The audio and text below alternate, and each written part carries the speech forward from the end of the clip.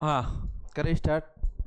देखिए, अपन बात कर रहे हैं जीव जनन कैसे करते हैं। तो कौन सा? जीव जनन कैसे करते हैं। जीव जनन कैसे करते हैं। कैसे करते हैं बताइए आपको। जनन का पहला मतलब क्या है? जनन का मतलब है अपने जैसा जैसा जीव पैदा करना। अपने जैसा जैसा कोई जीव पैदा किया जाएगा तो उसे क्या कहेंगे अपन? जनन कहेंगे।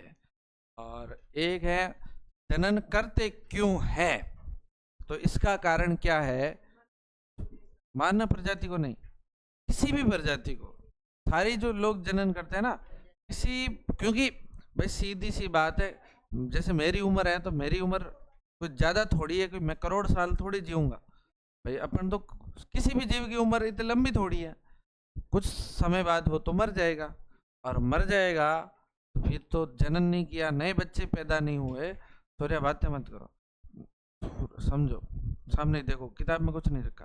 तो जनन नहीं किया तो जीव एक दिन प्रजाति क्या हो जाएगी? नष्ट हो जाएगी, समाप्त हो जाएगी, विलुप्त हो जाएगी। तो इसलिए कर रहे थे जनन। और जनन को हमने कितने भागों में बांटा? जनन इस प्रकार का है। लैंगिक, लैंगिक और अलैंगिक जनन। ये हो गया सेक्सुअल और ये हो गया असेक्सुअल। ठीक है। सेक्सुअल लैंगिक मतलब इसमें नर और मादा दोनों होते हैं।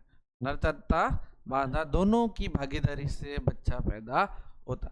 इसमें या नर या मादा होगा, नर हो सकता है या मादा, दोनों में से अकेला जीव क्या पैदा कर सकता है? बच्चा या नया जीव पैदा कर सकता है।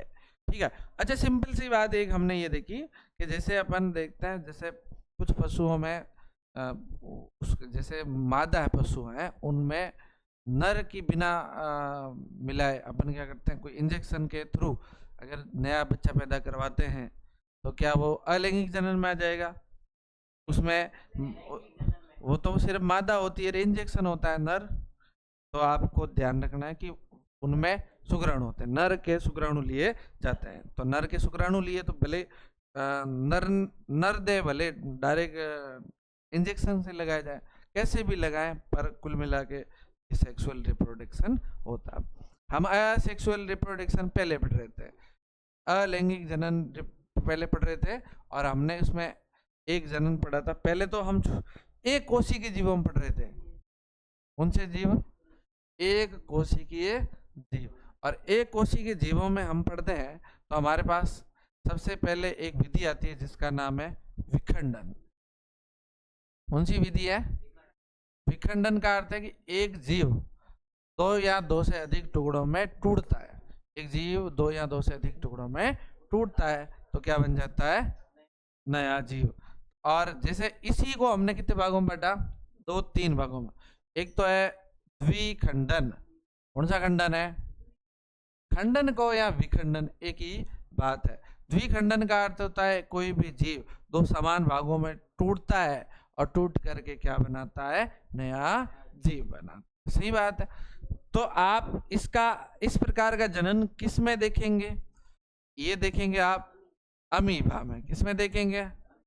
आप लोग जानते हैं अमीबा किसी भी तल से कट सकता है, लेकिन एक निश्चित तल से जनन होता है तो वो किसमें होता है? एक वो भी कौन सा है? लेशमानिया। और लेशमानिया जो है उसमें किस प्रकार का जनन है? द्विखंडन। एक हमने देखा स्टूडेंट, कौन सा? बहुखंडन। बहुखंडन के अंदर कितने टुकड़े होते हैं? दो से अधिक। दो होंगे तो द्विखंडन, ज्यादा होंगे तो बहुखंडन। ये ऐसा किसमें होता है? प्लेज्मोडियम या प्लाज्मोडियम। प्लाज्मोडियम कह सकते हैं या प्लेज्मोडियम कहा जा सकता है। प्लेज्मोडियम में ये होता है, प्लेज्मोडियम जानते हो? मलेरिया का रोग जनक है। मादा एनाफिलीज मच्छर है, वो कहीं से इस प्लेज्मोडियम को लाती है और आपकी बॉडी में डाल देती है, जिसकी वजह से आप हो जाते हो बीमार। तो बीमार करने वाला ही कौन है? प्लाज्मोडियम। एक हमने इसमें देखा मुकुलन, कौन सा देखा? मुकुलन। मुकुलन या इसको अंग्रेजी में कहते हैं बडिंग। क्या कहते हैं? बडिंग। स्टूडेंट आप देखेंगे बडिंग के अंदर, पता है आप लोगों को इस तरह का ये जैसे ईस्ट होता है कि नहीं होता? तो इसके ऊपर एक वो बारनुमा संरचना निकलती है और ये बाद में ये बड़ी हो जाती है और ये बाद में अलग क्या हो जाते थे? अलग हो जाते थे। इस तरह का हम लोगों ने देखा था। फिर हमने दूसरे नंबर पे एक और जनन का प्रकार देखा था, कौन सा? पुनरुद्ध भवन। कौन सा भवन है? पुनरुद्ध भवन। अगर हम पुनरुद्ध भवन की बात करें तो पुनरुद्ध भवन एक ऐसी प्रक्रिया जिसमें कोई भी अंग है उसको तोड़ा जाए और वो तोड़ने से वो पूरा अंग वापस भी आ जाएगा और नया जीव। जैसे ये एक आदमी है, अगर हम बात करें ये आदमी की टांगे हैं, अगर किसी ने कहा मैं तुम्हारी टांगे तोड़ दूंगा, आपको तोड़ दो, ये टांग तोड़ी तो ये टांग यहाँ आ गई और वापस यहाँ नई टांग आ जाएगी। अरे मतलब पुनरुद्ध भवन होता तो, पुनरुद्ध भवन होता तो, और इसी टांग से वापस क्या बन जाएगा? एक वापस ऐसा नया आदमी बन जाएगा। तो ऐसा का ऐसा जनन क्या कहलाता है? पुनरुद्ध भवन। समझे ना बात? जैसे हमने कहा साहब, जैसे एक जीव होता है, बोलो कौन सा? बोलो इसका नाम, किसी को नाम याद आ रहा है इसका? ऐसा जीव क्या नाम है? सीडी टाइप आया था।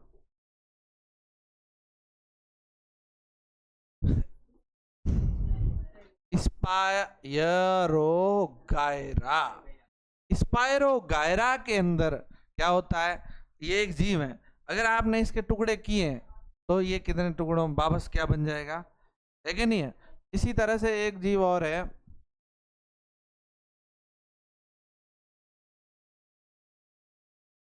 प्लेनेरिया। कौन सा नेरिया? प्लेनेरिया। अच्छा आप स्टूडेंट अगर प्लेनेरिया को देखेंगे तो आपको एक बात पता चलेगी, इसको मान लो 2 टुकड़े की, 3 टुकड़े की, तो ये कल कोई नया जीव में बन जाएगा और ये भी टुकड़ा एक नया जीव बन जाएगा। कुल मिला के ये सारे टुकड़े क्या बन जाएंगे? नए जीव। तो ये क्या कहलाता है? अच्छा प्लेनेरिया में होता था, इसके अलावा एक और किसमें होता था? Star fish. किसमें होता था? Star fish. अब लोगों को ध्यान में क्या? और किसमें होता है? हाइड्रा के अंदर। हाइड्रा। अच्छा ये हाँ सॉरी यार, स्पायर वगैरह इसमें नहीं आएगा, ये तो खंडन है और ये बहुकोशिकाओं में होता है ना। अरे तो ये पुनरुद्ध भवन एक कोशिकीय जीवों का और नहीं पड़ा है ना? एक कोशिकीय जीवों में और किस प्रकार से जनन होता है? हाँ? एक ही प्रकार था। हाँ हाँ यही था वो। तो ये हमने जो पढ़ा है ना, ये बहुकोशिकीयों में ये किसका उदाहरण है? खंडन का है। ये किसका है? खंडन का। ये खंडन का उदाहरण है स्पायरोगायरा। ये खुद ही टूटता है, लेकिन ये पुनरुद्ध भवन में क्या होता है? कोई बाहर का व्यक्ति, बाहर का कोई जीव इसको तोड़ता है तो ये जनन होता है। तो इसका मतलब इसमें क्या है कि कोई बाहर का व्यक्ति आके तोड़ेगा। और ये एक तो प्लेनेरियम होता है, एक स्टार फिश में होता है, एक हाइड्रा के अंदर होता है। तो ये इस प्रकार के जनन है। उसके अलावा एक अपन देखते हैं मुकुलन। कौन सा देखते हैं? अच्छा ये कोई खास जनन की विधि थी नहीं, अब क्योंकि कोई भी जीव ऐसे वेट नहीं करेगा कि कोई आए और उसको काटे और काटने से जनन हो, नहीं। पुनरुद्ध भवन में कोई बाहर से काटता है तो ये वेट नहीं करता, ये अपने स्तर पे भी जनन कर सकता है और विधि से कर सकता है। जैसे हाइड्रा है ना, हाइड्रा एक और विधि से जनन करता है, उसका नाम है मुकुलन। ये मुकुलन से कर सकता है। हाइड्रा इस तरह का एक जीव दिखेगा, आपने फोटो देखा होगा तो। और ये क्या करेगा? इस तरह की एक बडिंग बनाएगा, ये बड बनाएगा। क्या बनाएगा? और धीरे धीरे ये इसके ऐसे फूल पत्तियां टाइप आ जाएंगे, फिर ये बाद में अलग हो जाएगा। आपके बुक में अच्छे सा डायग्राम दिया हुआ है, दिया हुआ है या नहीं? फिर है कायिक प्रवर्धन, बोलो कौन सा है? ये आज अपन को पढ़ना है, कायिक प्रवर्धन। कायिक प्रवर्धन कौन सा है? कायिक प्रवर्धन। और कायिक प्रवर्धन में हमेशा क्या होता है?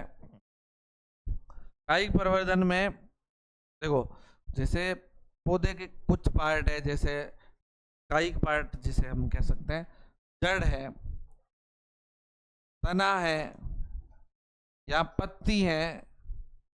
जड़, तना या पत्ती है, इनको अगर हम कुछ अच्छी परिस्थितियां दें और ये वापस इनसे नया पेड़ पौधा बन जाए, इससे नया पादप बन जाए, तो ये क्या कहलाएगा? कायिक प्रवर्धन कहलाएगा, है ना। तो इसमें जैसे क्या होता है, सिंपल सा ये कायिक प्रवर्धन है। और इसमें जैसे आप लोगों ने देखा होगा, जैसे एक प्राकृतिक विधि देखते हैं अपन, इसकी अलग अलग दो विधियां हैं। एक तो है प्राकृतिक विधि, मतलब कोई भी पादप बनेगा इसमें तो वो किस से बनेगा? जनन अंग नहीं है इसके, ये जड़ से बन सकता है, पत्ती से बन सकता है, या तने से। जैसे कायिक प्राकृतिक रूप से, जैसे अच्छा आप लोगों ने कभी आलू देखे क्या? आलू, क्या आलू जो हैं, आलू के बीज होते हैं क्या? आलू, आलू के आपने देखा होगा, ये आलू हैं, आलू के बीज होते होंगे, लेकिन आलू के ऊपर ऐसे कलियां निकलती है, इनको तोड़ा और लगाओ आप, आलू का पौधा उग जाएगा? नहीं उग जाएगा। इसको तोड़ेंगे तो आलू का पौधा यहाँ से ये। इसी तरह से हल्दी भी ऐसे ही होती है, हल्दी का टुकड़ा डालोगे आप जमीन में तो वो वापस हल्दी। तो इस विधि में कायिक रूप से मतलब प्राकृतिक रूप से होता है ना। जैसे ये हल्दी में होता है, किस में होता है? हल्दी है, आलू है, अन्नायास, अन्नायास है, या जैसे फर्न है, फर्न है, ये सब इसमें आते हैं। जैसे आप लोगों ने ब्रायोफाइटा,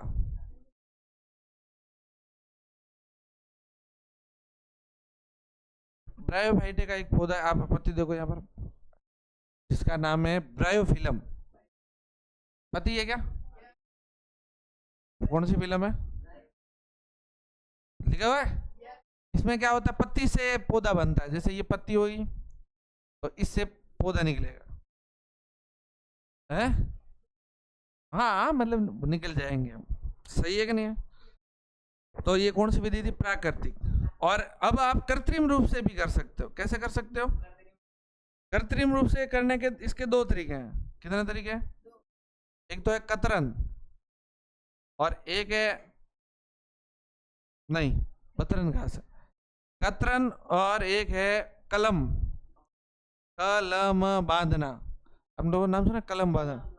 कलम की बोर्डी वगैरह करते हैं, कितने लोगों को पता है? तुम्हें पता है? आधा ऊंचा नहीं करना चाहता, देखा? तुम्हें पता है? नहीं तुम्हें पता है? हाँ, कैमरे के पीछे जाके कर रहा है। हाँ हाँ, तो चलो बताते हैं क्या होता है। जैसे आप सिंपली आप देखो, कतरन में क्या होता है, आप कोई भी पौधा लो और उसको काटो, कोई भी पौधा लो और उसके काटो, और कुछ भी काटो, जड़ काटो, छोटी छोटी इतनी 10-20 सेंटीमीटर की क्या करो, टुकड़े करो। जैसे जड़ के ऐसे इतने इतने टुकड़े करो, हैं? रुक तो, ऐसे टुकड़े किए कैसे? जैसे आप कोई ऐसे पौधे हैं जिनका अपन को डालियां काटनी है, डालियां काटनी, फिर उनको आप एकदम लगा दो, किसी गमले में लगा दो, या किसी प्लास्टिक की थैली में लगा लो, या कहीं पर भी लगा दो, जमीन में गाड़ दो, फिर खाद वाद दो बढ़िया, फिर ये क्या बन जाएगा? पौधा। और ये जो है ये किसका क्या होती है? या तो तने के टुकड़े होते हैं या जड़ के टुकड़े होते हैं। तने के टुकड़े हो सकते हैं या जड़, या डालियों के, पत्तियों के भी हो सकते हैं। तो उनसे ये क्या बन जाएंगे? अच्छा, जैसे आप लोगों ने देखा अनार, अनार ऐसे ही तो बनाया जाता है। तुम्हें क्या लग रहा है अनार बीज से बनता है? नहीं, ये क्या करते हैं, कतरन से बनाते हैं। कतरन से है कि अनार है, अनार की डालियां ले, छोटे छोटे टुकड़े रखो, आप खुद ही बना सकते हो पौधे। आपके घर में जो अनार है उसकी डाली लो और उसको कहीं रोप दो और बढ़िया खाद दो देसी, और पानी डालो। जैसे ये चाय पत्ती होती है ना, होगी जो बाद में रहती है चाय का, उसको डालो, बन जाएंगे पौधे आपके। आपको बाहर से लाने की जरूरत ही नहीं पड़ेगी, है कि नहीं है? आप प्रैक्टिकल कर सकते हो बिल्कुल। एक नहीं, पांच पांच लगाना, पांच में से एक आधा तो बनेगा। तुम्हें खुद को कॉन्फिडेंस आएगा कि अब अपन खुद ही से यहाँ पर अनार बेचेंगे। हाँ, तो घर वालों को पता मत चलने देना। यो घर वाले, घर है ना, घर वाले पूछे ये क्या कर रहा है, तो कि ये प्रैक्टिकल है, वैज्ञानिक बन रहा हूँ। ये इतना तो टुकड़ा तोड़ना है, समझे? तो अब इससे ये क्या बनते हैं, पेड़ पौधे, है ना। इनका उपयोग जैसे इनका उपयोग खट्टे फल होते हैं, या गन्ना है, या फिर रस भरी है, या गुलाब के फूल वगैरह होते हैं, वो इनसे उगाया जाता है। मैं उधर, आप लोगों ने नर्सरी नाम सुना? नर्सरी कहाँ पे? हाँ, नर्सरी से 10वीं तक, वो नहीं नर्सरी कह रहा हूँ। हाँ, जहाँ नहीं नहीं, जहाँ पर पौधे उगाए जाते हैं नर्सरी होती है, उसे नर्सरी बोलते हैं। आप लोग अपने जोधपुर में तो होती है, आप लोग, अरे ऐसे नहीं, अपन भी नर्सरी लगा सकते हैं ना। अगर मान लो ये घर जाके पौधे बनाना शुरू करेगा, अनार के पौधे उगाएगा, डालियाँ काट काट के, किसी के भी पौधे उगाएगा, बीज से उगाए या डालियाँ काट काट के, तो वो वहाँ पर क्या मानी जाएगी, नर्सरी। और मैं उधर जब जोधपुर हम रहते थे तो, हाँ वो तो रिसर्च सेंटर है, क्योंकि वहाँ तो पौधे भी उगाए जाते हैं प्लस वहाँ रिसर्च भी होता है। तो पर आप लोगों को ये सिंपली यूँ है कि जहाँ पर अपन पौधे बनाएंगे, ये कलम तैयार करेंगे, ये कलम क्या, कतरन, ये नर्सरी में होगा। वहाँ पर अच्छा सा थोड़ा ठंडा सा माहौल रखना पड़ेगा, थोड़ा ठंडा ठंडा साया वाया रख के, पानी वानी भिगा के, जिससे पौधे को सही टेम्परेचर मिलेगा। और सही टेम्परेचर मिलते ही ये क्या डेवलप हो जाएगा, पत्तियाँ आ जाएगी। फिर आप इसको मैंने की थैली में डाल के पौधा बेच दो। नीमडेन वगैरह ये ऐसे ही तो कर रहे हैं, समझे ना आप? अब सुनो, तो कतरन है, ये क्या है, कतरन। तो इसके सहायता से आपके अनार के पौधे ऐसे ही बनते हैं। दूसरा एक है कलम बांधना। तुम में से कई बच्चे कलम बांधना जानते होंगे। देखो कलम कैसे बांधते हैं, सिंपल सा मैं आपको समझाऊं। जैसे हमारे पास बोर्डी है, बोर, बेर का पौधा है, ये बेर, और एक ये भी बेर। बेर मतलब लुगाई को नहीं, ये बेर, दो बैरों हैं ये। इसमें बढ़िया से बोर आते हैं, इसमें बढ़िया से बोर आते हैं, और लेकिन ये एक सॉफ्ट है, कमजोर है, बोर के बाहर से ये गिर जाती हैं। और इसमें क्या है, बोर कम आते हैं और मजबूत बहुत है। तो हम क्या करते हैं, इसके ऊपर इसकी एक डाली लाते हैं, सही है, और इसको यहाँ से काट देते हैं, और ये ऊपर की डाली यहाँ से यूज करके चिपका देते हैं प्लास्टिक से, और यहाँ थोड़ा थोड़ा पत्ते प्लास्टिक से टेप पट्टी लगा के, या फिर कुछ कपड़ा बांध देते हैं, सही है। फिर ये जॉइंट हो जाता है, फिर ये, और फिर ऊपर वाला जो डेवलप हो रहा है वो बोर वालों के लिए बढ़िया हो जाएगा, और कुछ गुण इसके आ जाएंगे, कुछ गुण इसके आ जाएंगे। इसका मतलब अब इसमें बोर भी बढ़िया आ जाएंगे और मजबूत भी हो जाएगी। ऐसा आप लोगों ने सुना है क्या? आप कभी देखा क्या? देखा नहीं है, सुना तो है कलम बांधता है, और वो हर कोई नहीं बांधता, एक्सपर्ट लोग ही बांधते हैं। तो है, तो ये हो सकता है क्या करना, कलम बांधना। समझ में आई चीजें, कलम बांधना। तो कलम मतलब इसमें क्या करते हैं अपन, कलम बांधते हैं सामान्यतः, मतलब एक ही जाति के पौधे होते हैं और उनको बांध के जोड़ दिए जाते हैं। और इसमें मतलब अपन वही देखते हैं जिसमें अपन को अपेक्षित किस्म के, अपन को क्या क्या गुण चाहिए। अपन को ये गुण चाहिए था कि इसके बढ़िया फल आए, इस वाले में से इधर देखो, इस वाले में से बढ़िया फल आए इसके, और इस वाले की क्या है, मजबूती आए, तो दोनों के गुण मिल गए। अब इसका मतलब ने ऐसा हो जाएगा, समझे ना। तो यो, अरे मतलब कभी भी आप लोग शायद जानते होंगे, एक जीव में अगर दो पेरेंट्स हैं तो दोनों के गुण आते हैं, है कि नहीं है। अगर मान लो काला आदमी काली लुगाई है, तो उनके बच्चे फिर काले काले ही होंगे। अच्छा, है उसका भी कारण है, अपन पढ़ेंगे, आगे पढ़ेंगे क्यों होते हैं गोरे। समझ में आई चीजें। अब सुनो, कायिक प्रवर्धन के फायदे क्या है, कुछ फायदे भी तो है। कायिक प्रवर्धन के फायदे क्या विशेषता है, देखो इसमें क्या है। पहली बात तो इनसे जो भी अपन फल फूल उगाएंगे वो जल्दी उगेंगे। कैसे उगेंगे, बीज से उगाएंगे तो थोड़ा समय लगेगा। इस विधि से जितने भी पादप उगाएंगे उनमें से सारे के सारे पौधे उगने की संभावना है, सारे के सारे उगने की संभावना है। लेकिन अगर बीज से उगाएंगे सारे पौधे उगने की संभावना कम है। आप कभी देखो, आप नीम के बीज डालो, आप 10 पौधे, या फिर नीम के बीज मत डालो, बीज से जो पैदा हुए पौधे हैं नीम के, अपन कई बार करते हैं ना, उसको उठा करके अपने जहाँ सेट करने वहां कर देते हैं ना, पकड़ खोद के, है ना। तो आपने कभी सोचा होगा कि वो पौधे ना, अगर हमने 10 पौधे लगाए होते ना, 10 में से बेटे आधे तो होते ही नहीं है जो हम वहां से उगाते हैं। लेकिन अगर हम बाहर से ये कतरन वाले कायिक प्रवर्धन वाले पौधे लाएंगे तो इनके सही होने की कितनी संभावना है, इनके बड़े होने की कितनी संभावना है, 100%। इसलिए आप कभी अनार के पौधे लाओ, अगर आपने 1000 पौधे लगाए हैं तो 1000 में से उगने की कितनी संभावना है, 1000 के 1000 उगने की संभावना है। इक्का दुक्का नहीं उगे तो अलग बात है, वरना तो सबके उगने की संभावना है कि नहीं है।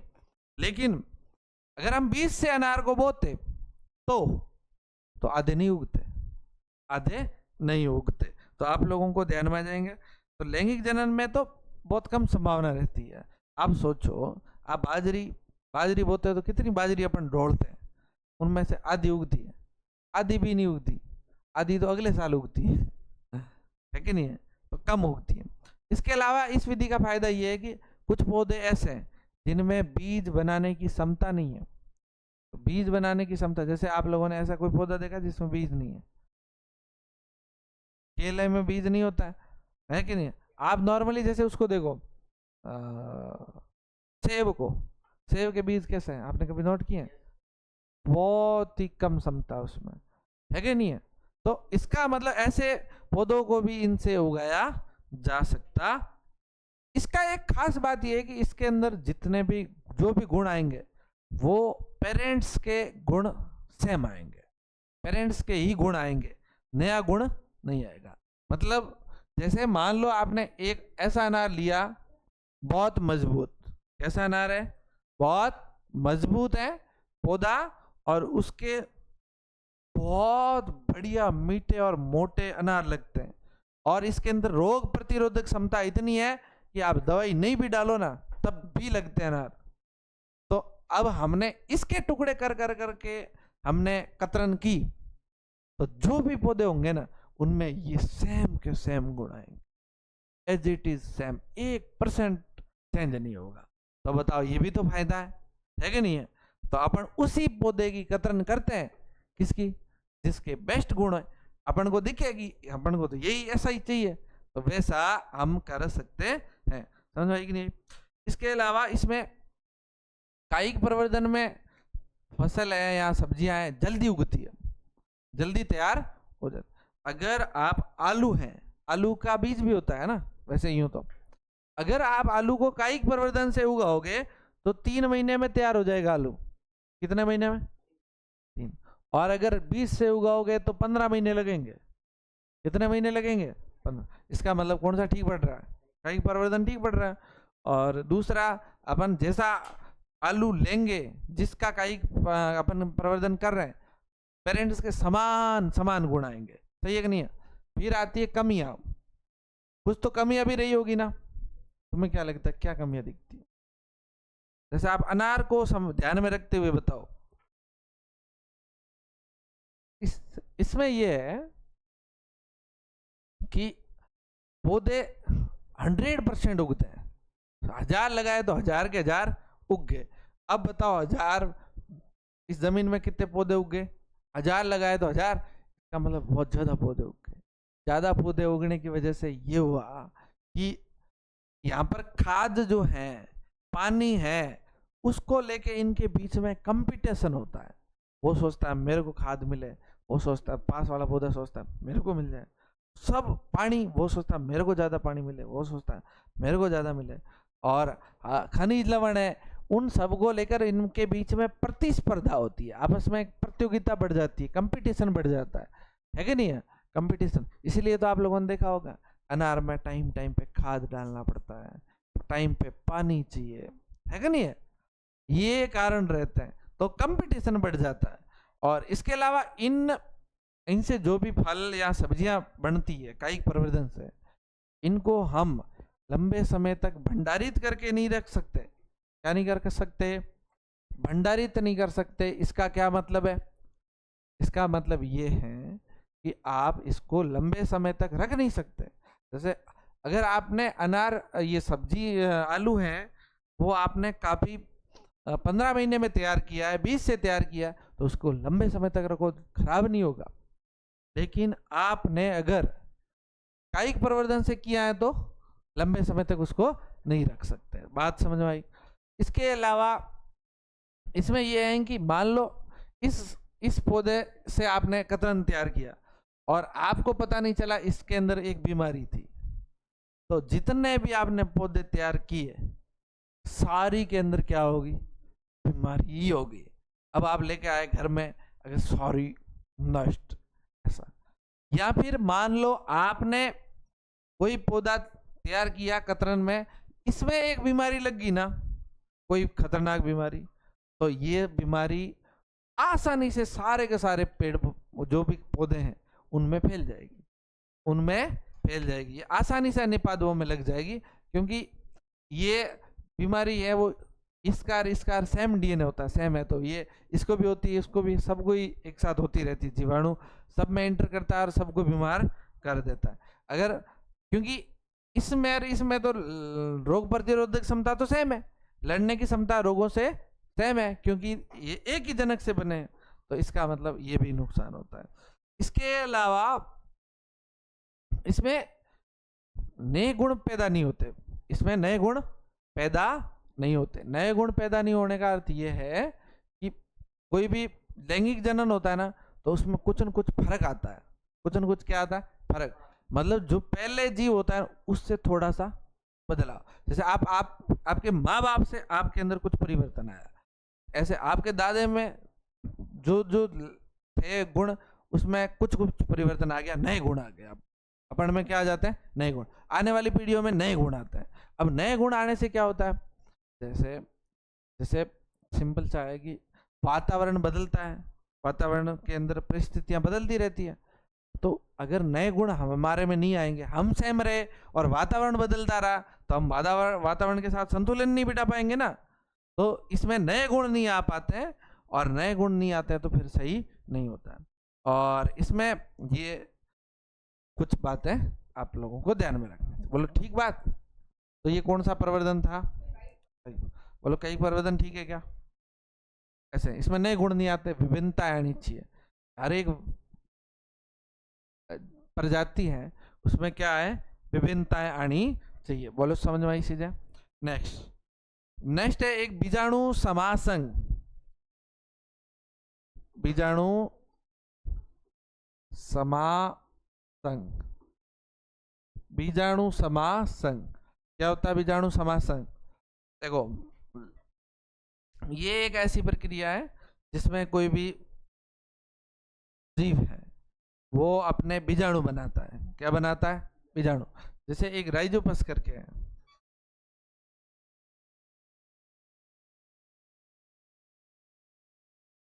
ये क्या बनाता है? एक बीजाणुधानी।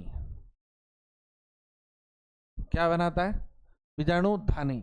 और बीजाणुधानी के अंदर ही होते हैं बहुत सारे बीजाणु। क्या होते हैं? बहुत सारे बीजाणु।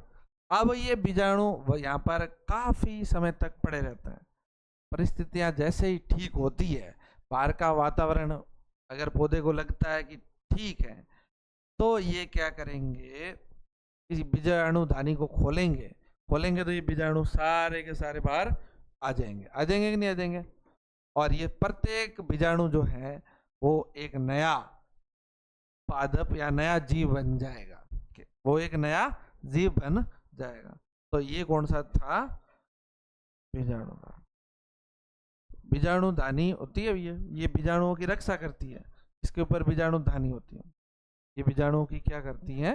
रक्षा करती है। बोलो कुछ बातें ठीक समझ में आ रही है?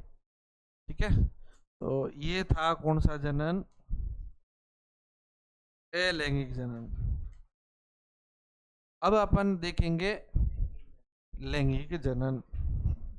तो लैंगिक जनन क्या है, कैसे होता है, इस चीज को अपन नेक्स्ट क्लास में करते हैं ना, क्योंकि अब नया टॉपिक होगा। तो नए टॉपिक में बहुत सारी बातें अपन को सीखनी पड़ेगी। ठीक है। आपको कुछ लग रहा है इसमें से उतारने लायक? देखा आप, अभी हमने पढ़ा है शुरू से, कहाँ शुरुआत करी और क्या पढ़ा, उसको आप एक बार रफ कॉपी में खुद ही बिना देखे पढ़ा देगा। ठीक है।